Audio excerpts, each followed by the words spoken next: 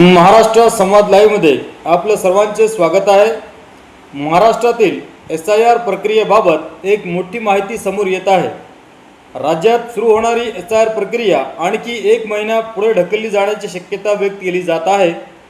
मिळालेल्या माहितीनुसार काँग्रेस, शिवसेना आणि इतर विरोधी पक्षांसह काही भाजप नेत्यांनीही निवडणूक आयोगाकडे SIR ची मुदत वाढवण्याची मागणी केली आहे। इंग्रजी दैनिक द हिंदूच्या वृत्तानुसार ही प्रक्रिया जून महिन्याऐवजी 1 महिना पुढे ढकलण्याबाबत विचार सुरू आहे। यामागचे प्रमुख कारण म्हणजे आषाढी वारी म्हटले जात आहे। दरवर्षी लाखो वारकरी पंढरपूरच्या दिशेने पायी प्रस्थान करतात। हा प्रवास जवळपास 30 ते 40 दिवसांचा असतो। निवडणूक आयोगाला सादर करण्यात आलेल्या निवेदनात सुमारे 20 लाखांहून अधिक वारकरी या यात्रेत सहभागी होत असल्याचे नमूद करण्यात आले आहे। याशिवाय मुंबई, कोकण, सांगली, सातारा आणि राज्यातील अनेक भागांमध्ये जून जुलै महिन्यात मुसळधार पाऊस पडतो। अनेक गावे आणि वस्त्यांचा संपर्क तुटतो, वाहतूक व्यवस्थेवर परिणाम होतो। अशा परिस्थितीत लाखो नागरिकांना SIR प्रक्रियेत सहभागी होणे कठीण होऊ शकते। तसेच BLOंनाही काम करताना अडचणी येऊ शकतात। मिळालेल्या माहितीनुसार महाराष्ट्र निवडणूक आयोगाने या संदर्भातील सूचना भारत निवडणूक आयोगाकडे पाठवल्या आहेत। राज्य सरकारही या प्रस्तावाबाबत सकारात्मक असल्याचे सांगितले जात आहे।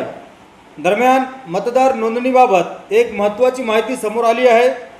निवडणूक आयोगाच्या मार्गदर्शक सूचनांनुसार 18 ते 40 वयोगटातील ज्या नागरिकांचे नाव 2002च्या मतदार यादीत नाही किंवा सध्याच्या मतदार यादीत नोंदलेले नाही, ते फॉर्म क्रमांक 6 भरून नव्याने मतदार म्हणून नोंदणी करू शकतात। यासाठी शाळा सोडल्याचा दाखला, आधार कार्ड, राहत्या पत्त्याचा पुरावा आणि डोमिसाइल प्रमाणपत्र यासारखे कागदपत्र सादर करावे लागतील।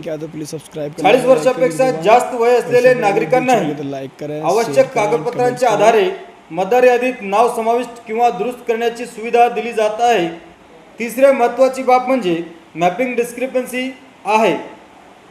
अनेक मतदारांची मॅपिंग प्रक्रिया पूर्ण झाली असली तरी काही प्रमाणामध्ये नाव, वडिलांचे नाव किंवा आडनावातील फरकामुळे संबंधित मतदारांना डाऊटफुल श्रेणीत टाकण्यात आले आहे।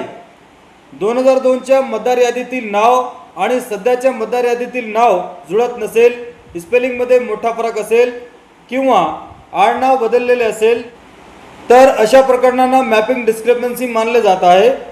मात्र अशा मतदारांना घाबरण्याची गरज नाही। आधार कार्ड, पॅन कार्ड, शाळेचा दाखला किंवा इतर आवश्यक कागदपत्रे BLOकडे सादर केल्यास BLO संबंधित अधिकाऱ्यांना पडताळणी अहवाल पाठवतील। पडताळणीनंतर मतदाराची मॅपिंग दुरुस्त केली जाईल, इन्युमरेशन फॉर्म स्वीकारला जाईल आणि मतदाराचे नाव यादीत कायम ठेवले जाईल। त्यामुळे सर्व नागरिकांनी, सर्व मतदारांनी आपली आवश्यक कागदपत्रे तयार ठेवावीत आणि निवडणूक आयोगाकडे येणाऱ्या पुढील सूचनांकडे लक्ष द्यावे। त्यामुळे सर्व मतदारांनी आपली आवश्यक कागदपत्रे तयार ठेवावीत आणि निवडणूक आयोगाकडून येणाऱ्या पुढील सूचनांचे पालन करावे। महाराष्ट्र संवाद लाईव्ह, नांदेड। जय हिंद, जय महाराष्ट्र।